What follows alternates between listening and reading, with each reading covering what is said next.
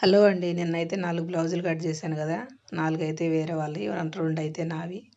ఇంక నా 2 అయితే పొద్దున్నే లేసి ఇంక ఈరోజు కుట్టేశాను. ఇంక అయిపోయాయి ఇప్పటికైతే. ఆ 2 కాకపోతే నార్మలే పెట్టుకుంటాను ఎక్కువ శాతం. కొంచెం డీప్ నెక్ నార్మల్‌గా కొంచెం ఇలాగ పెడుతుంటాను. ఇంకేదన్నా డిజైన్ అంటే డబ్బా, ఇంక లేదంటే స్టారు. ఇంకెప్పుడన్నా ఏదన్నా చీరల మీదకంటే ఎంబ్రాయిడింగ్ జాకెట్టు. ఇంకొంచెం బాగున్నాయి అనుకో, నాకు లెంత్ సరిపోతాయి, కొంచెం బట్ట పెద్దగొచ్చింది అని అనుకుంటే కొంచెం ఫుల్ హ్యాండ్స్ పెట్టుకుంటాను. ఇంక అంతేను. నాకైతే బట్ట సరిపోదు, అందులో వచ్చేది సరిపోయిద్ది. ఇంక ఎక్స్ట్రా ఫుల్ హ్యాండ్స్ పెట్టుకోవాలంటే సరిపోదు. కొన్ని కొన్ని చీరల్లో క్లాత్ అయితేనే సరిపోయిద్ది, అన్ని చీరల్లో చాలదు. ఇప్పుడు ఈ కాటను చీరల్లో జాకెట్లు అయితే ఇంతే హాఫే వచ్చేసినాయి.